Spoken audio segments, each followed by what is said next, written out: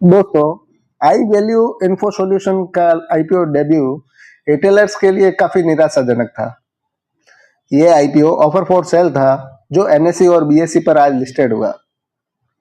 Offer for sale मतलब ये जो पैसे आने वाले आईपीओ के माध्यम से, ये पैसे उनके प्रमोटर या सेलर्स को जाएंगे इक्विटी के बदले, वो कैपिटल कंपनी में नहीं जाएगी।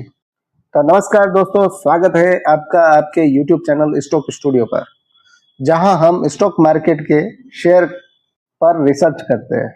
और आज का अपना टॉपिक होने वाला है I value info solution limited company का शेयर। कंपनी आईपीओ के माध्यम से 25 सितंबर यानी कि आज ये एनएसई पर लिस्ट हुआ, लेकिन ओपनिंग से ही लॉस में खुला और फिर गिरावट जारी रही। प्राइस बैंड 284 से 299 था, लेकिन लिस्टिंग प्राइस 284.95 पर आया, यानी लगभग 5% डिस्काउंट। आपने चार्ट देखा होगा तो ऊपर नीचे की वॉलेटिलिटी, रेड कैंडल्स वगैरह ये सब आप जान दो। तो सवाल ये है, ऐसा क्यों हुआ? कंपनी ये कैसी है, इसके फाइनेंशियल्स क्या कहते हैं और आगे का फोरकास्ट क्या है? शेयर को खरीदना चाहिए, बेचना चाहिए या होल्ड करना चाहिए? सबसे पहले अपन वीडियो में जानते हैं आई वैल्यू इन्फो सॉल्यूशन क्या काम करती है। ये एक आईटी सॉल्यूशन कंपनी है जो 2007 में शुरू हुई और इनका जो हेडक्वार्टर है वो मुंबई में है। कंपनी डिस्ट्रीब्यूटर है वैल्यू एडेड आईटी प्रोडक्ट्स की। कंपनी का जो फोकस है वो software, hardware, cloud services, cyber securities, AI और डिजिटल ट्रांसफॉर्मेशन पर।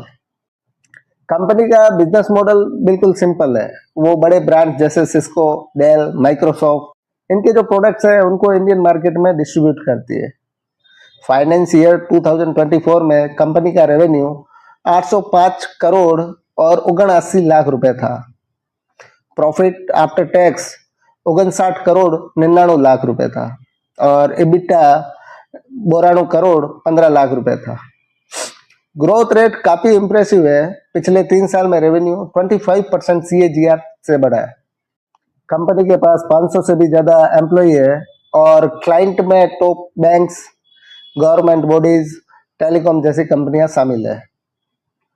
कंपनी के कॉम्पिटिटर्स की बात करें तो रेडिंगटन, इनग्राम माइक्रो और टेक डाटा जैसी कंपनीज है।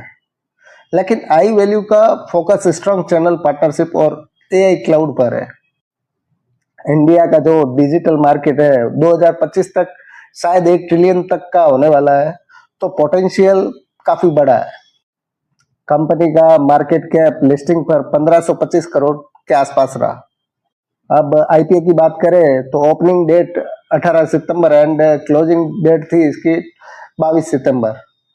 प्राइस बैंड 284 लोअर से 299 अपर, लोअर साइज 50 शेयर्स और जो मिनिमम इन्वेस्टमेंट था रिटेल के लिए वो 14,950 रुपए के आसपास था।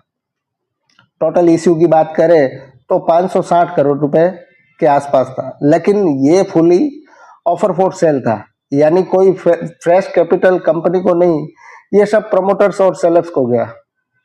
सब्सक्रिप्शंस की बात करें तो ओवरऑल 1.82 गुना जो क्वालिफाई इंस्टीट्यूशनल बायर्स है उन्होंने 3.18x तक सब्सक्राइब किया, रिटेल ने 1.28x तक और नॉन इंस्टीट्यूशनल ने 0.95x तक।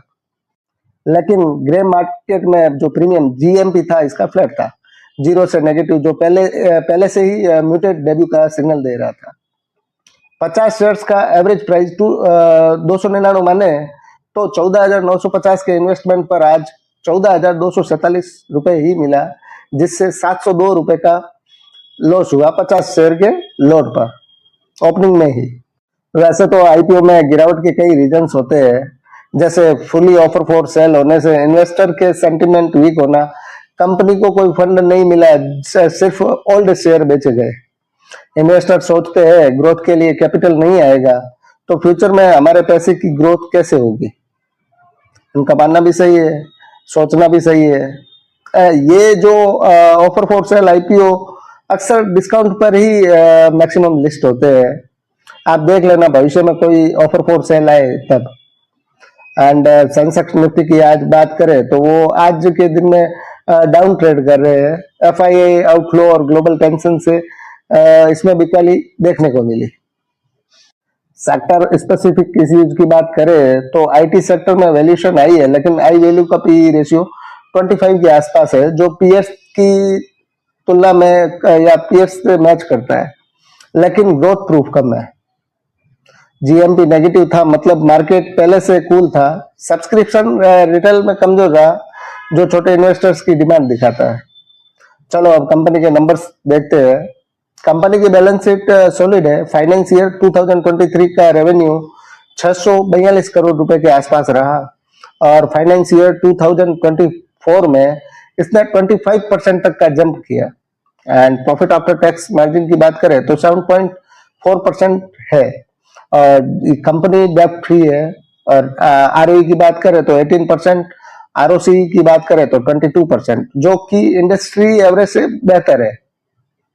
कंपनी के स्ट्रेंथ की बात करें तो company AI, cloud, cyber security पर फोकस कर रही है, जिससे शायद कंपनी को गवर्नमेंट के डिजिटल इंडिया प्रोजेक्ट से बूस्ट मिल सकता है। कंपनी के पास 200 से भी ज्यादा पार्टनर्स एंड 10,000 प्लस चैनल्स है। कंपनी की जो डिपेंडेंसी है वो dependency on foreign vendors and जो करेंसी फ्लक्चुएशंस है, इससे शायद रिस्क हो सकता है, या फिर हाई कंपटीशन, ये सब रिस्क फैक्टर भी है। ओवरऑल कंपनी के फंडामेंटल्स स्ट्रांग है, लेकिन शॉर्ट टर्म वोलेटाइल है। तो दोस्तों ये वीडियो शॉर्ट में आपको थोड़ा बहुत समझाने की कोशिश की है। तो चीजों को ध्यान में रख के निवेश करें और किसी भी तरीके का निवेश करने से पहले सेबी रजिस्टर्ड सलाहकार से सलाह जरूर लें। धन्यवाद, मिलते हैं नेक्स्ट वीडियो में।